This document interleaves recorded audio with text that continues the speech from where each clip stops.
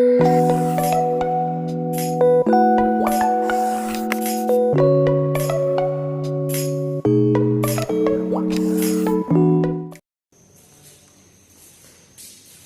Students, कैसे हैं आप सब। तो आज का हमारा टॉपिक है calculation of total number of GI. GI का मतलब ज्योमेट्रिकल आइसोमर्स, कि किसी कंपाउंड में कितने ज्योमेट्रिकल आइसोमर्स हो सकते हैं, कितने ज्योमेट्रिकल आइसोमर बन सकते हैं उस कंपाउंड के। अगर आपने पिछला लेक्चर नहीं देखा है, पिछले लेक्चर में हमने कवर किया था first what is GI, geometrical isomerism क्या है। Same molecular formula, those compound in same molecular formula but arrangement of atoms और group of atoms is different in space. Spatial arrangement of atoms और groups की different होती है। दूसरा हमने क्या पढ़ा था कि कंडीशंस क्या होनी चाहिए ज्योमेट्रिकल आइसोमेरिज्म के लिए।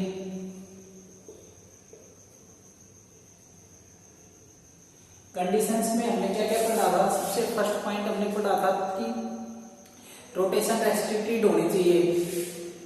दूसरा पॉइंट हमने पढ़ा था एरियल डिस्टेंस, और तीसरा पॉइंट हमने पढ़ा था कि रेस्ट्रिक्टेड साइड्स के पास डिफरेंट ग्रुप्स ऑफ एटम होने चाहिए। या तो अगर एटम लगे हैं तो एटम डिफरेंट होने चाहिए, या ग्रुप या एटम लगे हैं तो दोनों आपस में डिफरेंट होनी चाहिए। तीसरी कंडीशन थी ये अपनी कि अगर ये कंडीशंस कंप्लीट हो रही है तो ही कोई कंपाउंड ज्योमेट्रिकल आइसोमेरिज्म शो करेगा, अदरवाइज नहीं करेगा। नेक्स्ट पॉइंट क्या था अपना, नेक्स्ट पॉइंट ये था कि टाइप्स ऑफ जीआई।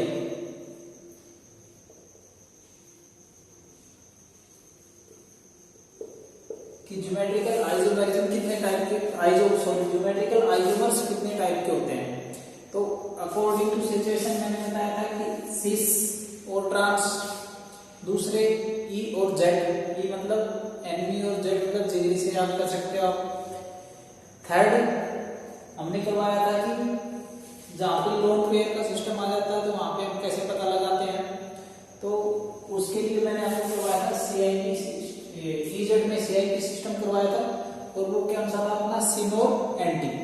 तो ये 3 टाइप के मैंने ज्योमेट्रिकल आइसोमर्स करवाए थे। अभी आज के लेक्चर में हम पढ़ेंगे कि calculation total number of GI, मतलब ज्योमेट्रिकल आइसोमर्स कितने बन सकते हैं एक कंपाउंड के, ये हमें कैसे पता चलेगा। तो ये पता करने के लिए आपको कुछ बेसिक क्रम्स हैं वो पढ़ लो पहले, उसके बाद मैं बताऊंगा आपको कि हम किसी कंपाउंड में कैसे पता लगा सकते हैं कि इसमें ज्योमेट्रिकल आइसोमर्स कितने हैं।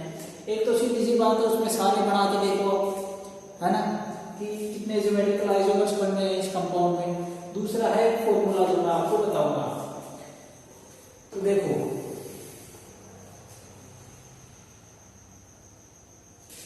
अब स्टीरियो सेंटर, एक टर्म होती है स्टीरियो सेंटर। क्या होता है स्टीरियो सेंटर, कि अपना जब ज्योमेट्रिकल आइसोमेरिज्म होता है, मान लो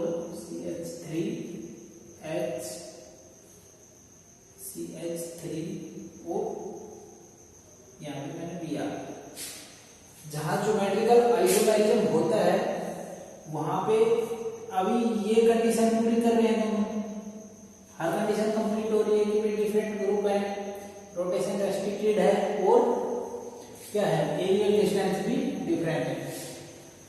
तो जहां से स्टीरियो सेंटर वो होता है, that point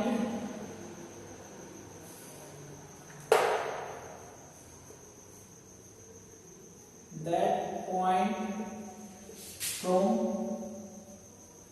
where GI exhibits, जहां से जीआई एग्जिबिट होती है उस पॉइंट को हम स्टीरियो सेंटर बोल देते हैं। मतलब यहाँ पे स्टीरियो सेंटर ये वाला है जहां मैंने स्टार बनाया है, ये है अपना स्टीरियो सेंटर।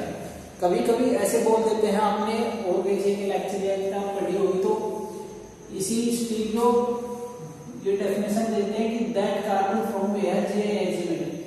नहीं, कार्बन हो जाता है। अभी इसमें अगर हम देखें तो स्टीरियो सेंटर तो अपना एक ही निकल के आ रहा है, और अगर ये डेफिनेशन अगर मैं इसको ऐसे लिख दूं that carbon from where J exhibit, तो कार्बन तो दो हो जाएंगे ना, यहाँ से भी जे एग्जिबिट हो रहा है और यहाँ से भी, तो वो डेफिनेशन देना इसकी गलत है। इसकी सही मेन पॉइंट यही है कि that point from where J exhibit. आपको ये देखना है कि पहले तो डबल बॉन्ड ही देखोगे आप किसी भी कंपाउंड में, ठीक है, सिंपल चीज। उसके बाद आप देखोगे कि उसके डिफरेंट साइड जो एटम लगे हुए हैं, रेस्ट्रिक्टेड साइड्स, उनके ऊपर जो एटम लगे हैं वो डिफरेंट है कि नहीं, ठीक है। तो आपको पता चल जाएगा कि हाँ इस डबल बॉन्ड से जे एग्जिबिट होगा या नहीं। तो वही होता है जहां से अगर जे एग्जिबिट हो रहा है तो उस पॉइंट को हम क्या बोलेंगे, स्टीरियो सेंटर। ओके, नेक्स्ट चीज है आपको किसी भी कंपाउंड में टोटल नंबर ऑफ जे देखने के लिए देखना पड़ेगा कि कंपाउंड सिमेट्रिक है या अनसिमेट्रिक है।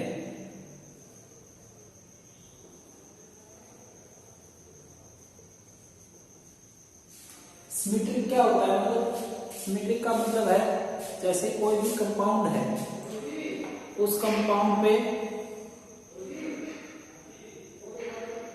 दो इक्वल पार्ट करके देखते हैं हम उस कंपाउंड के, तो वो अगर इक्वली दो पार्ट में डिवाइड हो जाता है तो वो अपना होता है कौन सा, सिमेट्रिक कंपाउंड।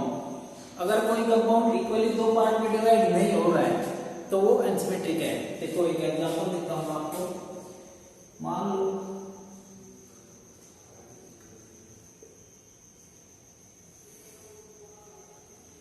ये देखो,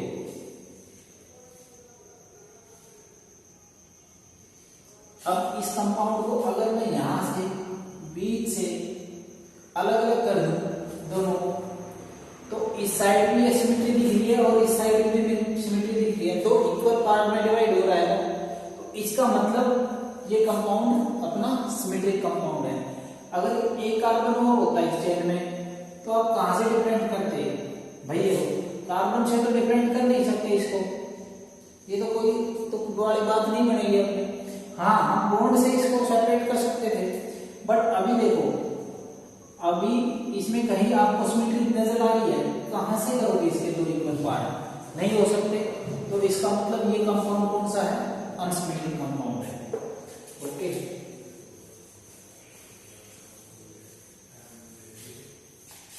देख लेता हूँ अगर मेरा फोन ठीक चल रहा है कि नहीं, ये धोखा दे जाता है कभी कभी। तो ये सिमेट्रिक और अनसिमेट्रिक कंपाउंड का पता होना चाहिए। अभी अगर सिमेट्रिक कंपाउंड है और अगर सिमेट्रिक अनसिमेट्रिक कंपाउंड है, तो अनसिमेट्रिक कंपाउंड के लिए फॉर्मूला होता है 2n, मतलब n क्या है, n is equal to number of stereo centre, कि उस कंपाउंड में कितने स्टीरियो सेंटर हैं। यहाँ पे जितने स्टीरियो सेंटर हैं वो इसकी पावर बन जाएंगे 2 की, और वो अपने आ जाएंगे टोटल नंबर ऑफ जीआई।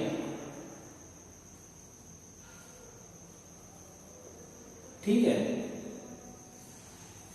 अगर कंपाउंड सिमेट्रिक है तो अगर कंपाउंड सिमेट्रिक है तो उसमें फॉर्मूला लगेगा 2n-1 प्लस 2p-1। n तो क्या है, n तो वही अपना नंबर ऑफ स्टीरियो सेंटर, ठीक है। p क्या है, p है अपना, p की वैल्यू कैसे निकालेंगे हम, n/2 if n is even. Okay, यदि n की वैल्यू इवन है, सम वैल्यू है, तो हम इसको n/2 करके p की वैल्यू निकालेंगे, और p is equal to n+1/2 if n is odd. ठीक है, अगर n ओड है, अपना विषम नंबर आ रहे हैं, टोटल स्टीरियो सेंटर ओड है, टोटल काउंट कर रहे हैं, मतलब 3, 5, 7, ऐसे, तो हम p की वैल्यू ऐसे निकालेंगे n+1/2, अगर इवन है तो n/2। चलो अभी मैं आपको एक क्वेश्चन करवा के दिखाता हूँ, उससे आप बताना।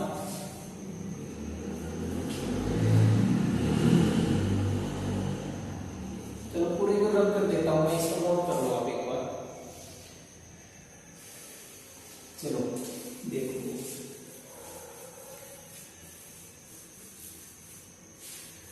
यहाँ पे लिख देता हूँ मैं आपके लिए सिमेट्रिक है तो 2n-1 प्लस 2p-1। अगर अनसिमेट्रिक है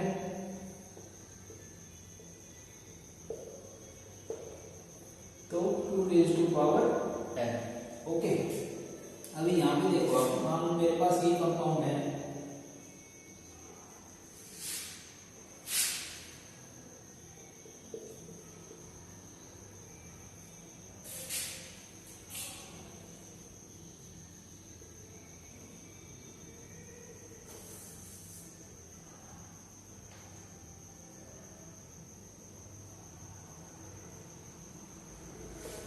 ये कंपाउंड है, हाइड्रोजन लगा देता हूं मैं आपकी सुविधा के लिए इसमें, और यहाँ पे अपने पास लगा हुआ है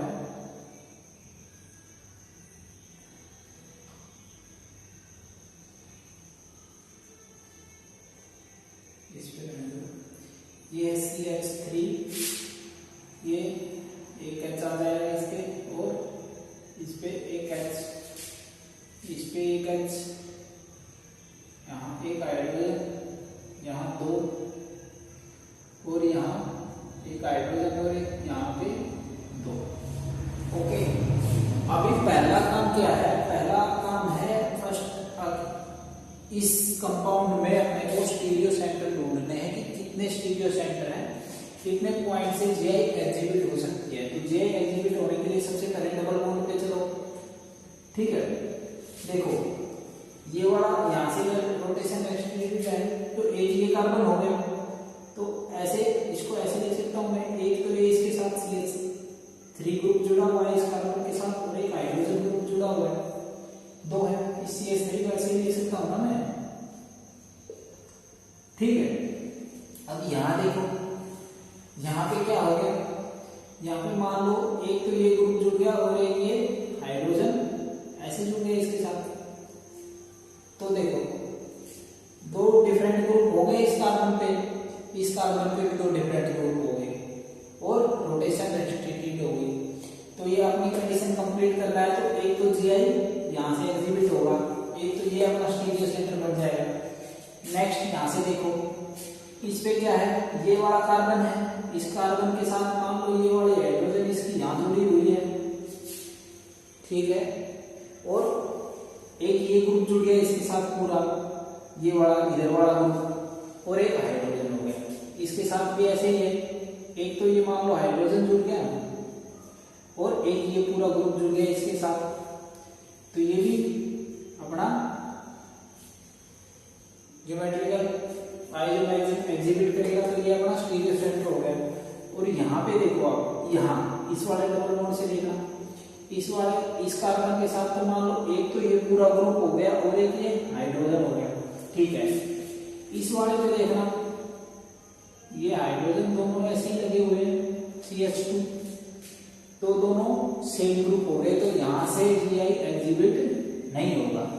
तो अपने स्टीरियो सेंटर कितने हो गए, N2 हो गए, ठीक है। नेक्स्ट पॉइंट ये देखो, कंपाउंड सिमेट्रिक है या अनसिमेट्रिक है, कैसे देखोगे?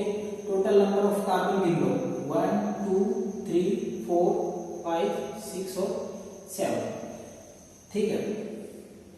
सॉरी, अगर मैं ये नंबरिंग करता चलूं तो किस साइड से करनी चाहिए? मेरे को इस साइड से करनी चाहिए ना, डबल बॉन्ड यहाँ पहले दिख रहा है, 1 2 3 4 5 6 7, और ये भी तो कार्बन है, चेन में है ना, 8, टोटल 8 कार्बन हो गए। तो ये सिमेट्रिक कंपाउंड है कि अनसिमेट्रिक है? सिमेट्रिक है। इस साइड 4 कार्बन छोड़ दो, 1 2 3 4, और अगर मैं इसको यहां से सेपरेट कर रहा हूं तो देखो 1 2 3 और 4 सेम आ रहा है, तो ये अपना सिमेट्रिक कंपाउंड हो गया। ठीक है,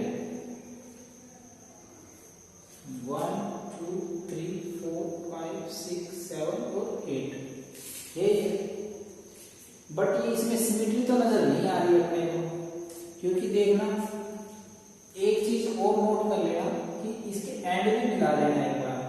यहां से चल रहे हैं तो सिंगल बॉन्ड ठीक है, CH2 यहाँ पे क्या है CH, तो ये अनसिमेट्रिक है। अब आगे और आगे देखो, फिर यहाँ पे डबल बॉन्ड आ गया, यहाँ पे सिंगल बॉन्ड है, यहाँ डबल बॉन्ड और यहाँ सिंगल बॉन्ड, तो इसका मतलब ये नहीं है कि इक्वल दो पार्ट में तो हो गया, बट देखो इसकी स्ट्रक्चर, इस वाले पार्ट की स्ट्रक्चर अलग आ रही है, इसकी स्ट्रक्चर अलग आ रही है, तो इसका मतलब ये कंपाउंड कौन सा है, अनसिमेट्रिक कंपाउंड है अपना।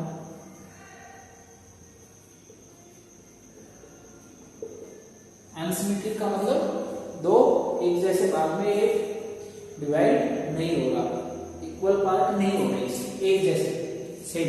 ओके, तो अनसिमेट्रिक के लिए क्या फॉर्मूला आपके पास, 2 पावर है, तो 2 और n की वैल्यू क्या है 2, तो टोटल नंबर ऑफ GI कितने बन जाएंगे इसमें 4। टोटल नंबर ऑफ GI का मतलब है ज्योमेट्रिकल आइसोमर्स, मतलब एक तो ये वाला है इसका, दूसरा इसमें हम हाइड्रोजन की और इस ग्रुप की पोजीशन चेंज कर देंगे, एक बार हाइड्रोजन नीचे आ जाएगा, ग्रुप ऊपर चला जाएगा। ठीक है, एक यहां से चेंज कर सकते हैं, तो इस तरह से हम इसके 2 सिस और 2 ट्रांस बना पाएंगे। ओके, तो कितने ज्योमेट्रिकल आइसोमर्स बन जाएंगे इसके 4। अभी एक सिमेट्रिक कंपाउंड और देख लो आप,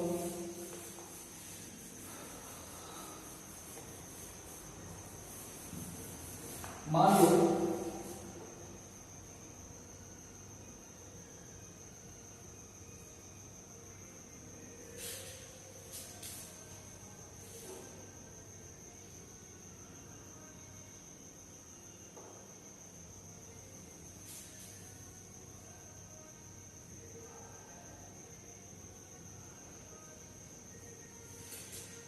दो 3 4 5 6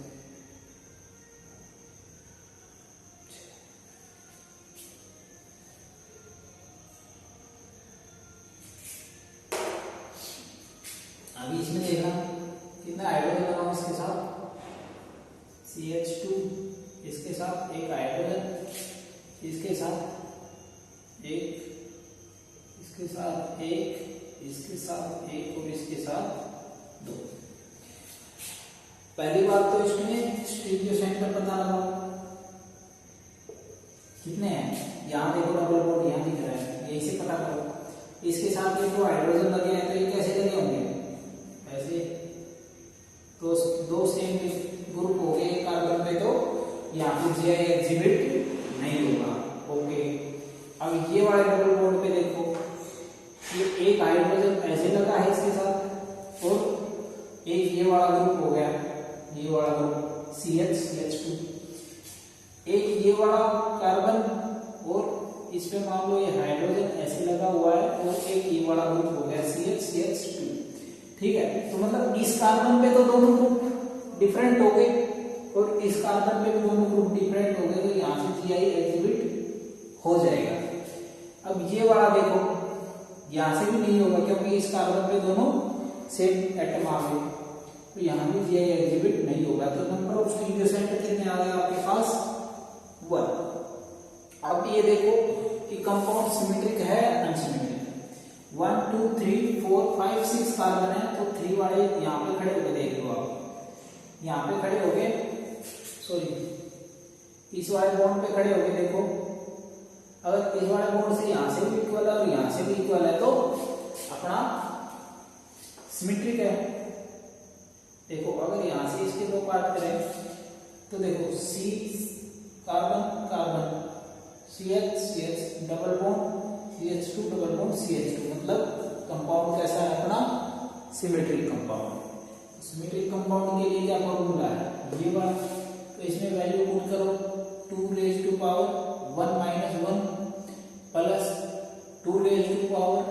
पी कैसे निकालते हो, अगर स्टीरियो सेंटर इवन है, इवन मतलब तो उसके लिए क्या निकलता था n/2, और अगर ओड है तो क्या निकलता था n+1/2। तो यहाँ पे क्या है ओड ही, तो क्या आ जाएगा इसका 1+1/2 मतलब 1, तो लगाओ 2⁻1।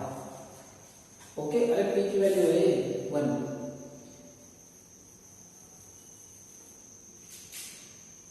और -1, 1 - 1 कितना होता है 0,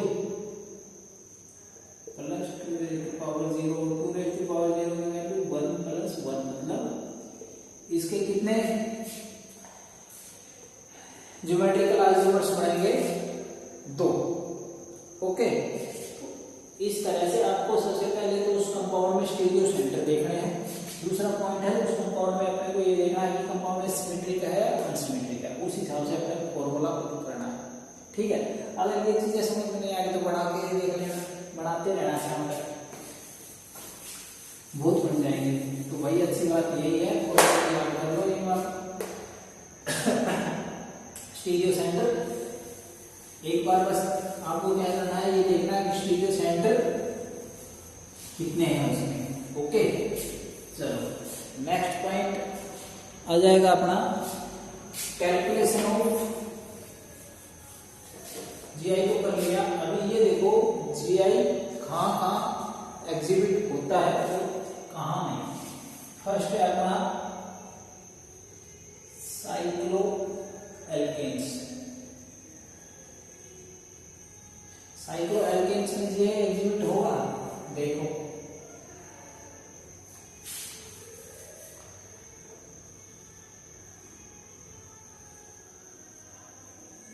ये अपना क्या है साइक्लोप्रोपेन। साइक्लोप्रोपेन है तो ये यहां से मैंने इसके साथ ग्रुप जोड़ दिया, सॉरी आपको ग्रुप आज अगली बार ऐसे जोड़ के दिखाता हूं मैं। देखो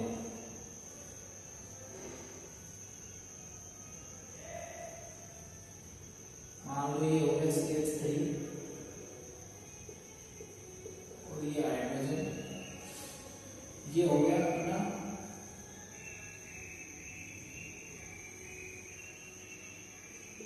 CH3 और ये हो गया अपना हाइड्रोजन। इसको क्या बोलते हैं, इसको बोलते हैं वेज डैश रिप्रेजेंटेशन।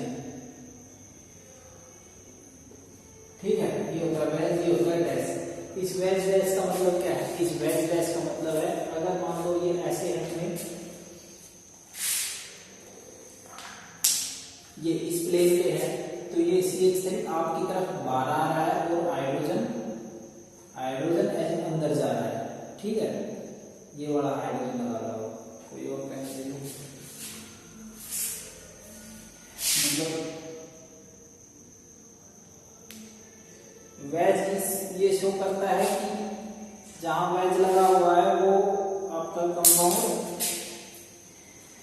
प्लेन से ऊपर की तरफ आ रहा है, और जहां डैश लगा हुआ है वो कंपाउंड आपका ये ऐसे, ये देखो ये इसका ये ऐसे रिप्रेजेंट किया है मैंने, ये वेज हो गया, ये डैश हो गया। तो मतलब डैश क्या रिप्रेजेंट करता है कि जहां पे डैश है मतलब वो कंपाउंड प्लेन से पीछे की तरफ जा रहा है और वो प्लेन से ऊपर की तरफ आ रहा है। ठीक है, तो इसका मतलब होता है ये।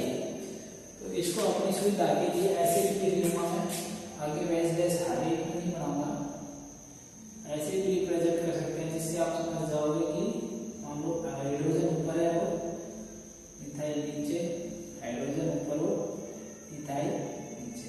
इसका मतलब यही है, बुक्स में ये ऐसे ही रिप्रेजेंट करते हैं। ठीक है, तो अब बताओ यहाँ पे जीआई एग्जिबिट होगा या नहीं होगा? भाई होगा। अगर इस कार्बन को पकड़ के sp3 हाइब्रिडाइजेशन तो है ही, इस कार्बन को पकड़ के मैं इसको रोटेट करूं तो रोटेशन नहीं होगा, मतलब रोटेशन रेस्ट्रिक्टेड है, टूट जाएगा अपना ये बॉन्ड, ये वाला बॉन्ड।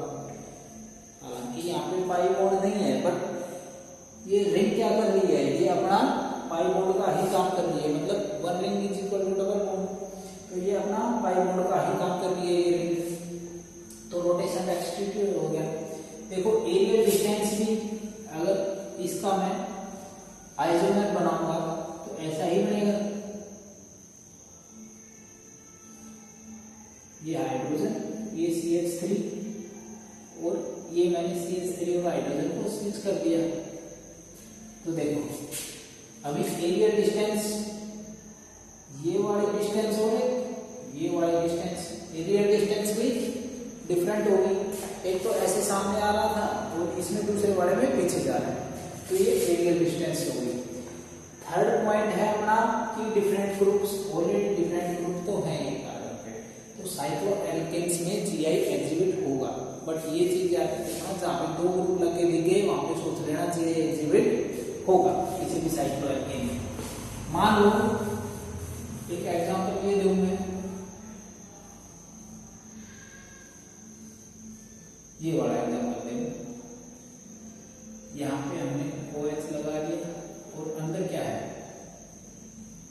H, ये इसका मतलब है कि OH ऊपर आ रहा है और H पीछे, ठीक है। एक OH और ये H, तो यहाँ पे ये एग्जिबिट होगा। एक तो ये कार्बन और एक ये कार्बन हो जाएगा, ये अपना हो जाएगा स्टीरियोसेंट्री पूरा रिंग जी भाई। देखो कार्बन के ऊपर ये वाले 2 कंपाउंड हो गए डिफरेंट, इसको ऐसे देखो, कार्बन के ऊपर मान लो बीच में ये पूरी रिंग आ गई अपनी, और एक साइड OH है और एक साइड हाइड्रोजन है, एक साइड OH है और एक साइड हाइड्रोजन है, ऐसा ही है भाई। इन 2 कार्बन को मैंने ऐसे सीधा कर दिया, ठीक है। और रोटेशन रेस्ट्रिक्टेड तो रिंग के कारण होगा, ठीक है। सबसे मेन कंडीशन क्या है, रोटेशन रेस्ट्रिक्टेड होना चाहिए। तो वहां पे सिंपल ओपन चेन में कैसे हो रहा था, डबल बॉन्ड की वजह से। यहाँ पे साइकिल डबल बॉन्ड का काम कर रही है और यहाँ पे रोटेशन अपना रेस्ट्रिक्टेड हो जा रहा है, इसलिए यहाँ पे GI एग्जिबिट हो जाएगा। ओके, तो साइक्लोएल्केन्स में GI एग्जिबिट होता है।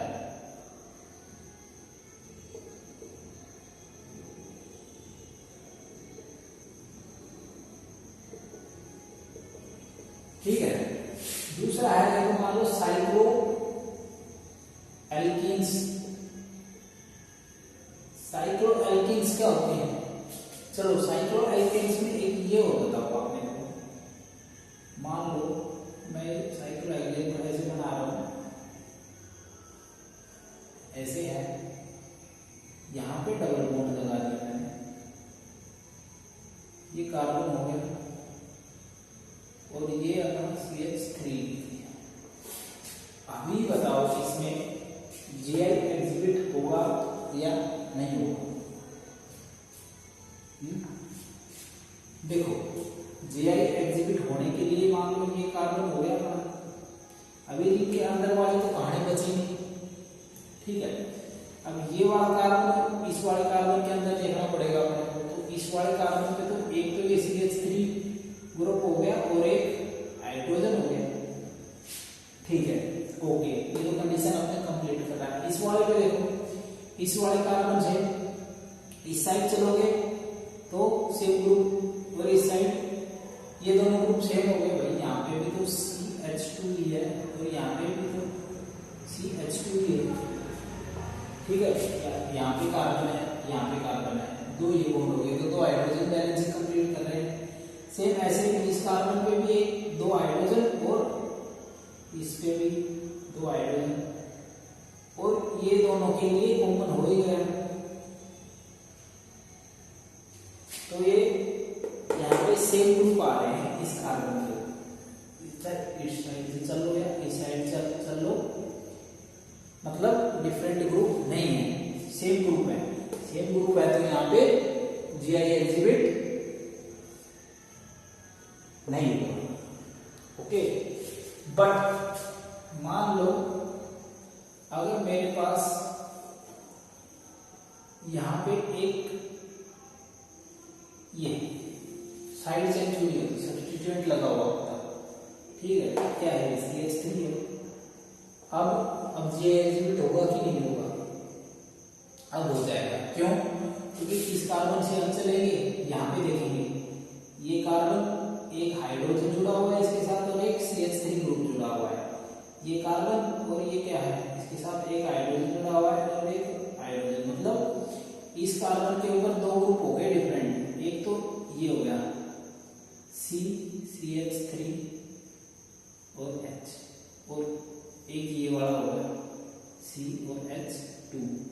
अब इस चीज से अपने को कोई लेना देना नहीं है कि अगले वाले सेम है या डिफरेंट है, अपना जो एग्जिबिट करने वाला कार्बन है, ये एग्जिबिट सेंटर के पास जो कार्बन है, रोटेशन रेस्ट्रिक्टेड साइड के पास जो कार्बन है, उस वाले कार्बन पे देखने हैं दोनों डिफरेंट बन रहे हैं कि नहीं। यहाँ पे देखो अभी डिफरेंट बन रहे हैं, तो यहाँ पे ये एग्जिबिट हो जाएगा। ओके, थोड़ा सा इन चीजों का ध्यान रख लेना। नेक्स्ट पॉइंट अपना साइक्लो एल्किन्स। तो साइक्लो एल्किन्स क्या होती हैं, साइक्लो एल्किन्स होते हैं साइकिल के अंदर डबल बॉन्ड प्रेजेंट होता है, उनको साइक्लो एल्किन्स बॉन्ड कहते हैं। अरे अच्छी बात है भाई,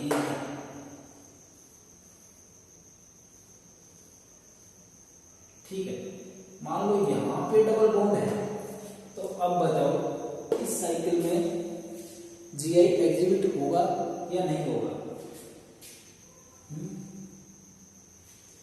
मान लो यार ये कार्बन हो गया, ये कार्बन और ये कार्बन, इसके साथ भी एक हाइड्रोजन लगा हुआ है और इसके साथ भी एक हाइड्रोजन लगा हुआ है, ठीक है, एक डबल बॉन्ड होगी, इसकी 4 वैलेंसी कंप्लीट। इसको मैं ऐसे करके दिखाऊंगा आपको, देखो ये वाला एक ए ग्रुप हो गया इसके लिए और इसके लिए ये वाला एक ग्रुप हो गया, तो मान लो ऐसे लिखूं मैं इनको सी, ये दोनों डबल बॉन्ड हो गए और ये वाला कार्बन हो गया, इसके साथ एक ये हाइड्रोजन लगा हुआ है, और इस कार्बन से देखें तो एक ये पूरा ग्रुप लगा हुआ है, ये वाला यहाँ तक, इसको छोड़ के यहाँ तक, तो इसको मैं मान लेता हूं ग्रुप ए, ठीक है। अब इस वाले कार्बन के साथ, इस वाले कार्बन के साथ भी एक हाइड्रोजन लगा हुआ है और एक, सॉरी इस कार्बन के लिए भी ये पूरा एक ग्रुप बन गया, सेम है दोनों ग्रुप, तो इसको भी मैं ये बोल सकता हूं, ठीक है। तो अभी देखो यहां से जीआई एग्जिबिट होगा कि नहीं, तो ऐसे देखने पे अपने को क्या लग रहा है कि जीआई एग्जिबिट हो जाएगा, बट कारण क्या होता है कि साइक्लो एल्केन्स में जीआई एग्जिबिट नहीं होता, क्यों, क्योंकि इसका ये सिस ट्रांसफॉर्म नहीं हो पाता। मान लो ये कार्बन, ये ग्रुप, ये ए वाला ग्रुप अपना अगर इसकी इस पोजीशन में जा रहा है, तो ये जो H है ना, H अंदर नहीं आ पाता, सिस ट्रांस, इसकी जो, मान लो ये तो अपनी पोजीशन इसकी सिस वाली पोजीशन होगी, बट इसकी जो अगर हम बनाए ट्रांसपोजिशन, मान लो ये तो सेम हो गया हाइड्रोजन, अब यहाँ पे हाइड्रोजन को अंदर जाना पड़ेगा, देखो यहाँ से हाइड्रोजन मान लो बाहर आ रहे थे और ये ग्रुप दोनों ऊपर बढ़े हैं और हाइड्रोजन पीछे जा रहे हैं, बट हाइड्रोजन को अभी इधर आना पड़ेगा ना, अगर स्विच करना पड़ेगा ना, अगर ट्रांसफॉर्म बनानी है। बट क्या होता है साइक्लो एल्किन्स में ऑलरेडी इस कार्बन के ऊपर स्ट्रेन इतना ज्यादा गिर जाता है कि ये इसको अंदर आने नहीं देता, रिपल्सन हो जाता है, ये स्टेबल नहीं करता, ठीक है। इस वजह से इसकी ट्रांसफॉर्म साइक्लो एल्किन्स की डज नॉट एग्जिस्ट, एग्जिस्ट का मतलब स्टेबल नहीं है, इसलिए नहीं बढ़ जाती, और इसी यही कारण है कि साइक्लो एल्किन्स में जीआई एग्जिबिट नहीं होता। बट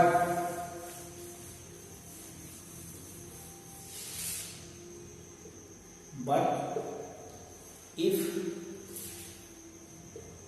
रिंग contain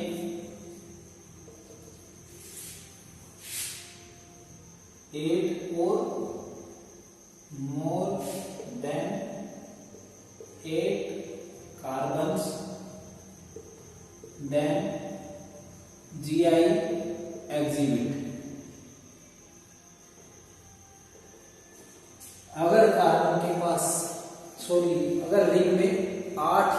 से ज्यादा कार्बन है तो जीआई एग्जिबिट हो जाएगा। क्यों? क्योंकि रिंग का साइज बढ़ जाएगा और जो रिंग के अंदर कार्बन हाइड्रोजन के स्विच करने की वजह से जो रिंग के अंदर एक्स्ट्रा स्ट्रेन पैदा हो रहा था वो इतना इफेक्टिव नहीं रहेगा और इसकी ट्रांसफॉर्म स्टेबल मतलब एग्जिस्ट कर जाएगी। जैसे देख लो यहाँ पे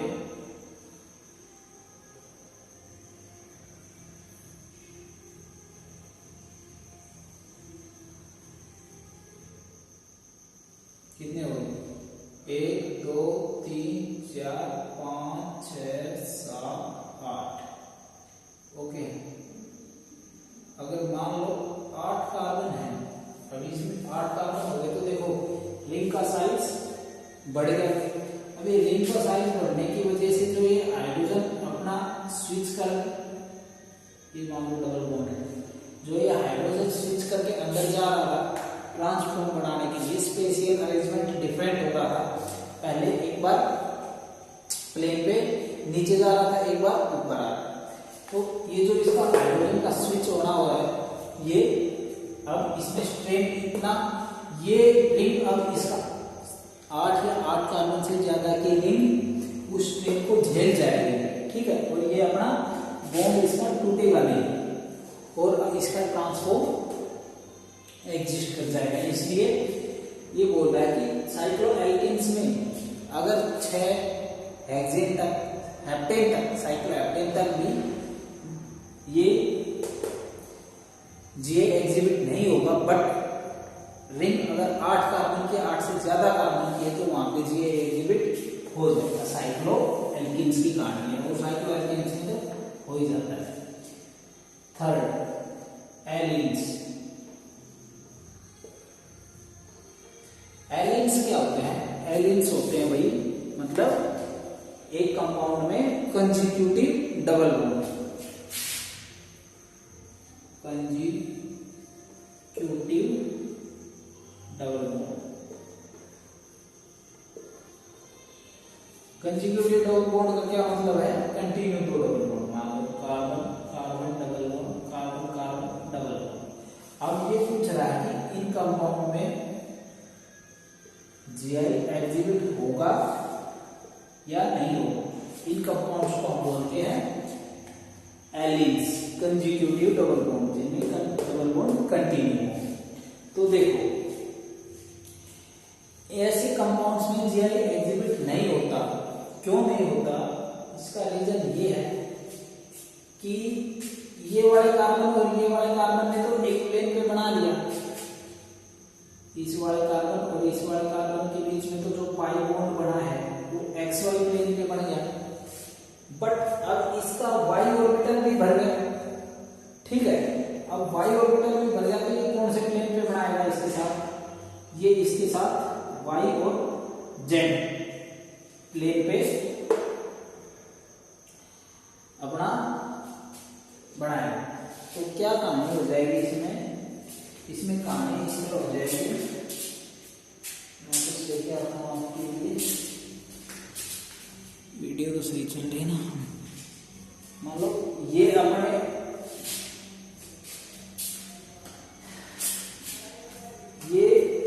ये कार्बन और ये कार्बन मान लो इस प्लेन पे है, तो जो ये वाले कार्बन के साथ जो ये बॉन्ड बनाएगा ना, तो इसकी कहानी आ जाएगी ऐसे। ठीक है, अब ऐसे आने की वजह से जो एरियल डिस्टेंस होना था, मान लो भाई ये अगर तीनों ऐसे इसी प्लेन में होते तो एरियल डिस्टेंस है, जाहिर सी बात है कि इसके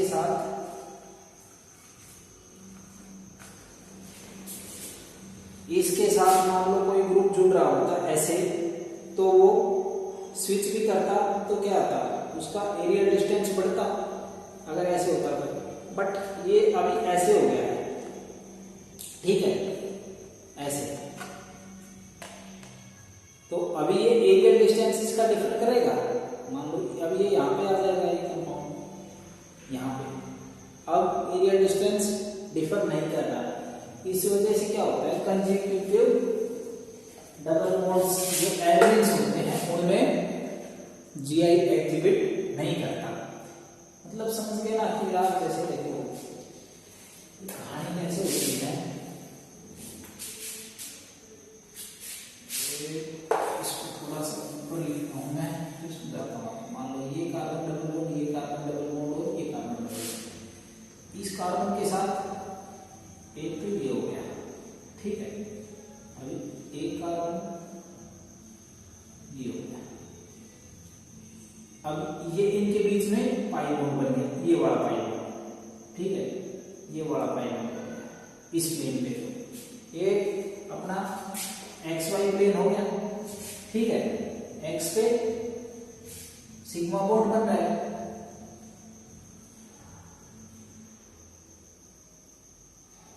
ठीक है। अभी जो नेक्स्ट कार्बन आएगा ये अपना सिग्मा बॉन्ड हो गया।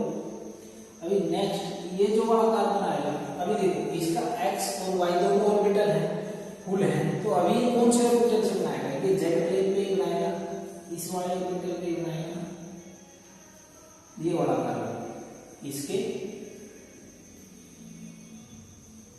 इसके साथ ऐसे ही बनाएगा। इसका मतलब क्या हो गया कि इसका प्लेन चेंज हो गया, ये प्लेन अब ऐसे हो गया और ये वाला प्लेन इन दोनों का ऐसे है। तो अभी जो एरियल डिस्टेंस वाली कहानी है वो ये नहीं पूरी कर पा रहा है, एरियल डिस्टेंस की कंडीशन, इसलिए यहाँ पे जीआई एग्जिबिट नहीं होता, ठीक है। बट अगर मान लो ये ऐसे हो,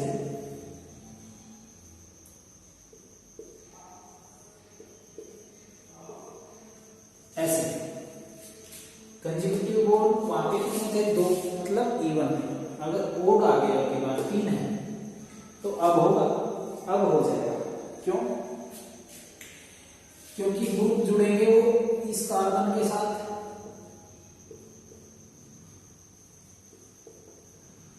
और इस कार्बन के साथ जुड़ेंगे। अब ये देखो ये दोनों एक्स वाई में प्लेन में बनाएंगे, ये बनाएगा वाई और जेड में, और इसके साथ ये फिर से कौन से में बना लेगा, इसके साथ ये फिर से एक्स और वाई प्लेन में बना लेगा अपना। भाई देखो ये कार्बन, ये कार्बन, मैं एक्स प्लेन नहीं बना रहा हूं क्योंकि एक्स प्लेन से ऑलरेडी सिग्मा बॉन्ड बन रहा है। वाई प्लेन वाला देख लो कहानी, फिर ये थर्ड कार्बन बना लेगा और ये अपना फोर्थ कार्बन। तो इसने इसके साथ वाई प्लेन पे पाई बॉन्ड बना लिया, ठीक है। अब एक्स बॉन्ड पे इसने कौन सा बना रखा है, सिग्मा, तो ये इसके साथ कौन से उस पे बनाएगा, मान लो जेड पे बनाएगा, ठीक है। ये वाला बॉन्ड बनाएगा अभी जेड वाला। अभी देखो इसने जेड के ऊपर बना लिया, एक्स पे कौन सा है, सिग्मा। अब इसका वाई खाली है, वाई ऑर्बिटल, तो अब ये अपने फिर से वाई पे ही पाई बॉन्ड बना लेगा, ठीक है। तो ये जिन कार्बन के ऊपर जीआई एग्जिबिट होगा, रेस्ट्रिक्टेड साइड वाले कार्बन वो फिर से एक प्लेन में आ जाएंगे, तो एरियल डिस्टेंस की कंडीशन फिर पूरी हो जाएगी, तो यहाँ पे जीआई एग्जिबिट हो जाएगा। तो अपना मोरल ऑफ द स्टोरी क्या निकलता है, तो अपना पॉइंट रिजल्ट ये निकलता है यहां से कि if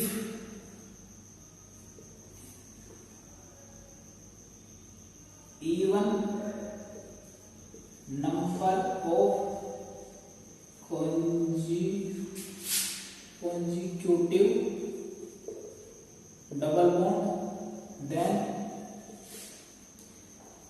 no GI exhibit,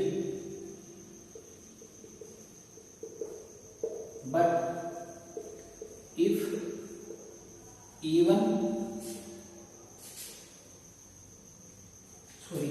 odd, 3 होनी चाहिए ना, 3, 5, 7 ऐसे, if odd number of double bonds, consecutive double bond, then GI okay, याद रखोगे। अगर एलिन्स हैं, एलिन्स कहाँ है, क्या होते हैं, जहां कार्बन कार्बन के बीच में डबल बॉन्ड कंजिक्यूटिव हो, लगातार डबल बॉन्ड आ रहे हो। अगर लगातार डबल बॉन्ड ओड है तो वहां पे जीआई एग्जिबिट हो जाएगा। अगर इवन है, मतलब 2 हैं, 4 हैं, 6 हैं, तो वहां पे जीआई एग्जिबिट नहीं होगा। अगर ऐसे हैं 1, 3, 5, 7, तो वहां पे जीआई एग्जिबिट हो जाएगा। ओके, नेक्स्ट पॉइंट है अपना स्पाइरो कंपाउंड्स। स्पाइरो कंपाउंड्स कौन से होते हैं? स्पाइरो कंपाउंड्स वो होते हैं जहां पे 2 रिंग आपस में एक कार्बन के साथ जुड़ी हुई हो। सबसे बेहतरीन एग्जाम्पल यही है।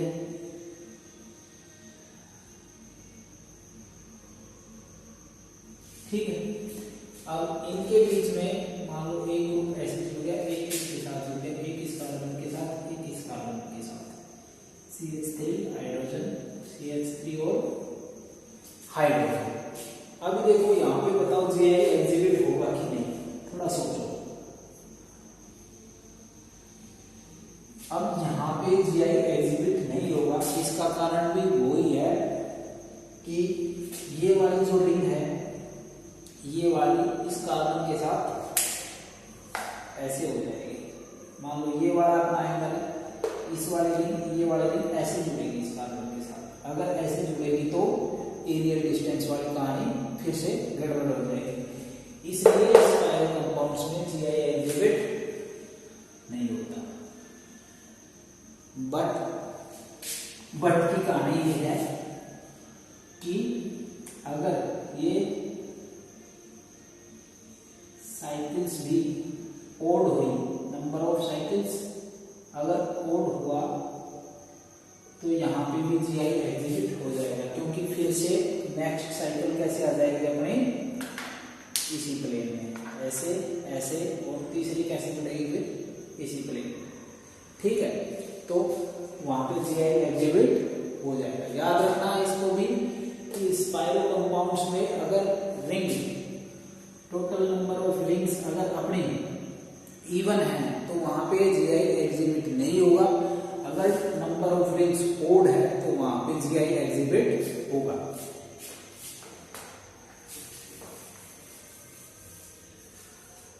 ठीक है, तो ये था कुछ कि जीआई एग्जिबिट कहाँ पे होगा और जीआई एग्जिबिट कहाँ पे नहीं होगा। अभी मैं आपको कुछ क्वेश्चंस करवा देता हूँ इससे रिलेटेड, ताकि आपको पता लग जाए कि एग्जाम में किस टाइप के क्वेश्चंस आते हैं, हम वो किस तरह से किए जाएंगे।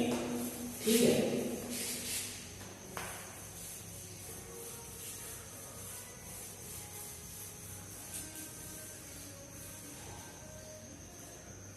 मान लो इसने एग्जाम्पल दिया हुआ है अपने पास,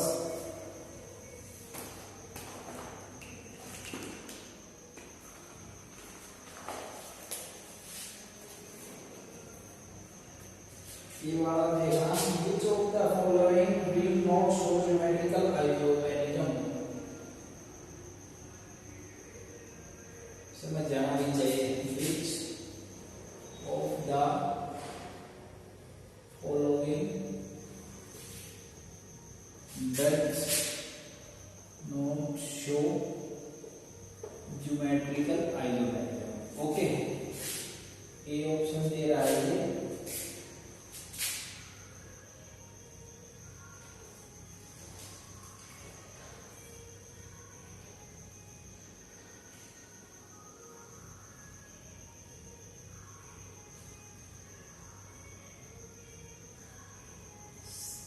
क्लोरीन, हाइड्रोजन, डबल बॉन्ड,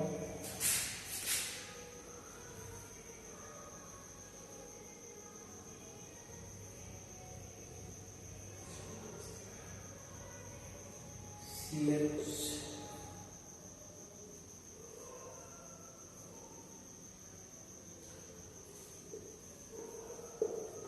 भाई भारत देश की तरह हमारे पड़ोसी भी कुछ संगीत के ज़्यादा ही शौकीन हैं तो आवाज़ें शायद आप तक पहुंच रही होंगी, तो वहाँ पे ध्यान केंद्रित ना करके क्वेश्चंस पे आ जाए और बताएं कि यहाँ पे जीआई एग्जीक्यूट होगा कि नहीं।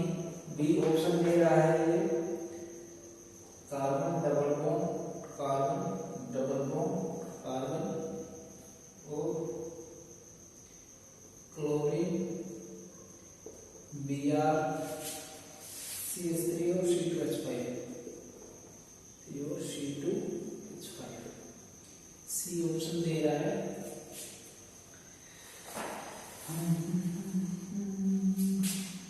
क्या दे रहा है? 1 2 3 और 4। ठीक है, हाइड्रोजन और मिथाइल CH3 ब्रोमीन और हाइड्रोजन। ठीक है, और डी ऑप्शन दे रहा है नन ऑफ दीज।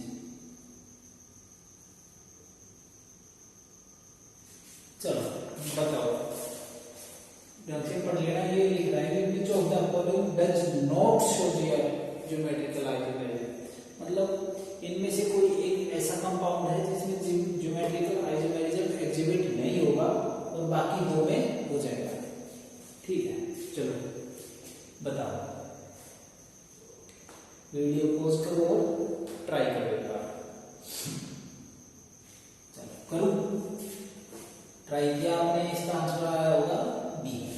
जैसे देखो यहाँ पे जीआई एग्जिबिट किया कि नहीं किया आपने, स्पाइरो नहीं है मुझे, ये दोनों स्पाइरो नहीं है। स्पाइरो होती हैं जहां एक ही कार्बन के साथ, इसी कार्बन के साथ जुड़ी हुई होती है रिंग्स, ये वाली होती है स्पाइरो। यहाँ पे देखो अलग अलग कार्बन से जुड़ी हुई है, ये वाला कार्बन और ये वाला, इसलिए यहाँ पे जीआई एग्जिबिट होगा। क्या है, यहाँ पे जीआई एग्जिबिट होगा।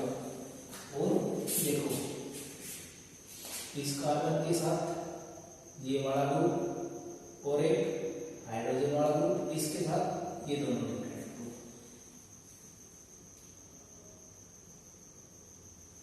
ठीक है,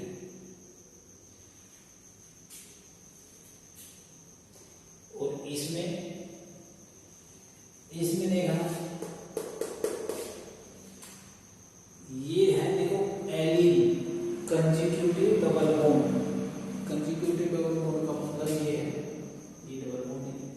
तो मैंने क्या बताया था, अगर कंजिक्यूटिव बॉन्ड इवन है तो वहां पे ज्योमेट्रिकल आइसोमेरिज्म शो नहीं होगा। सेम ये भी ऐसा ही कंपाउंड दिख रहा है आपको, लेकिन यहाँ पे ज्योमेट्रिकल आइसोमेरिज्म एग्जिबिट हो जाएगा। इसका रीजन क्या है, देख लो double bond, number of double bonds क्या है, consecutive double bond even, sorry odd है तो हो जाएगा, अगर इवन है तो नहीं होगा। ठीक है, सीधा सीधा फॉर्मूला ये याद रखना। बाकी जो इसके अंदर की ना होने के कारण की जो कहानी है वो मैंने आपको समझा दी कि इनका प्लेन चेंज हो जाता है और एरियल डिस्टेंस डिफर नहीं रहता, सेम हो जाता है एरियल डिस्टेंस। कंडीशन क्या होती है, aerial distance must be different होना चाहिए, ट्रांसवर्सिस बन रहे तो। बट यहाँ पे क्या होता है, कहानी चेंज नहीं हो पाती, इसलिए जीआई एग्जिबिट नहीं होता। ठीक है, एक और क्वेश्चन देखो,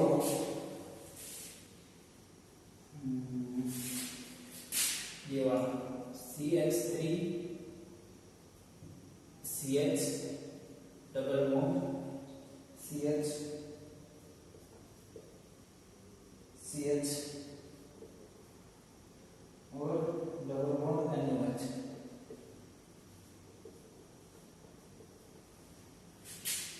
यहाँ पे आपको बताना है total number of geometrical isomers, कितने ज्योमेट्रिकल आइसोमर होंगे इस कंपाउंड के। ए दे रहा है 5, बी दे रहा है 2, 3 और 4, 2, 3 और 4। चलो बताओ कौन सा होगा इसमें से। सबसे पहले क्या देखेंगे हम, टोटल नंबर ऑफ ये देखने के लिए total number of stereo centre in the compound, कि कंपाउंड में स्टीरियो सेंटर हैं या कितने हैं। तो ये ऐसे लिखा हुआ है इसमें CH3, ऐसे लिख लूं मैं इस वाले के लिए, भाई ये वाली कहानी ऐसे ही तो है। फिर डबल बॉन्ड, फिर कार्बन, एक हाइड्रोजन को यहाँ लिख देता हूँ, ये वाला ग्रुप में नीचे लिख लूँ CH, इसका भी H डिफरेंट कर लेते हैं। उसके बाद ये डबल बॉन्ड दे रहा है, उसके बाद क्या दे रहा है नाइट्रोजन, और उसके साथ OH, और एक क्या हो जाएगा नाइट्रोजन के साथ लोन पे। ऐसी कहानी है। अगर ऐसी कहानी है तो ये और बताओ मेरे को कि स्टीरियो सेंटर कितने हो गए, एक तो ये हो गया और एक ये हो गया, दो स्टीरियो सेंटर हो गया अपने पास। देखो यहाँ से मुझे एग्जिबिट हो रहा है, यहाँ पे रेस्ट्रिक्शन रोटेशन आ रही है, डिफरेंट एटम और ग्रुप लगे हुए हैं, यहाँ भी वही है, डिफरेंट ग्रुप लगे हुए हैं, एक हाइड्रोजन, एक ये वाला ग्रुप, एक OH और एक लोन पेयर। लोन पेयर को भी हम एज ए ग्रुप कंसीडर करते हैं, ठीक है। N की वैल्यू कितनी आ गई मेरे पास, N is equal to 2। Okay, अब ये बताओ मेरे को कंपाउंड सिमेट्रिक है या अनसिमेट्रिक है। 1 2 3 4 5 टोटल नंबर ऑफ 5 है, तो 2 इस साइड छोड़ दो, 2 इस साइड छोड़ दो, इस कार्बन के ऊपर खड़े होके देखो CH नहीं, यहीं पे अनसिमेट्रिकली देखो, बॉन्ड की अनसिमेट्रिकली। और आगे चलोगे तो क्या मिलेगा, चलो ये CH तो सेम है, ये सेम है, यहाँ पे डबल बॉन्ड, यहाँ पे सिंगल बॉन्ड, ये भी अनसिमेट्रिकली, ये ग्रुप N में OH और ये CH3। तो मतलब कंपाउंड कैसा है, अनसिमेट्रिक। अनसिमेट्रिक के लिए फॉर्मूला क्या है, 2⁴n, यही है। तो n की वैल्यू ऑलरेडी 2 ही है, और यही है ना भाई, अगर अनसिमेट्री है तो टोटल नंबर ऑफ जी निकालने का फॉर्मूला क्या है, 2⁴n, और n की वैल्यू कितनी आई है 2, तो 2⁴2 कितना आ जाएगा 4, तो आंसर आ जाएगा इसका 4। ओके,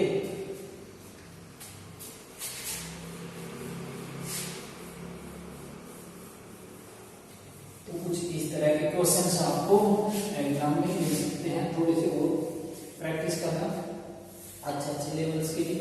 लेकिन कॉन्सेप्ट सभी में यही लगेगा, कॉन्सेप्ट सभी में यही लगेगा। थोड़ा तरीका आपके लिए क्वेश्चन घुमा सकता है, और उस चीज को आप प्रैक्टिस से ही पकड़ोगे, ठीक है। जब तक खुद प्रैक्टिस नहीं करोगे वो चीज पकड़ में नहीं आएगी कि इसने क्वेश्चन को किस तरह से घुमाया हुआ है। तो ये था आज का अपना टॉपिक। आई होप आप सबको अच्छे से समझ में आया होगा, और थोड़ा सा कंसेप्चुअल है, तो हार मत मान लेना, ट्राई करना, हो जाएगा, ठीक है। अभी नेक्स्ट टॉपिक पढ़ेंगे हम ऑप्टिकल आइसोमेरिज्म। और अगर आप क्लास 11 में हो तो क्या है ज्योमेट्रिकल आइसोमेरिज्म और ऑप्टिकल आइसोमेरिज्म। आप चैप्टर नंबर 12 है, उससे आगे वाला जो चैप्टर है कार्बन और हाइड्रोजन वाला, हाइड्रोकार्बन वाला चैप्टर, उसमें है ये, बट मैं इसको यहीं पे करवा रहा हूँ। क्यों? क्योंकि ये इसी से रिलेटेड है, और अब हम इसको पढ़ते आ रहे हैं तो ये हमें इजीली अंडरस्टूड हो जाएगा। और अगर हम इसको यहाँ पे ड्रॉप करके अगले उसमें पढ़ेंगे तो फिर अपना थोड़ा सा रिदम बिगड़ जाएगा। तो तब तक के लिए पढ़ाई करते रहिए। All the best.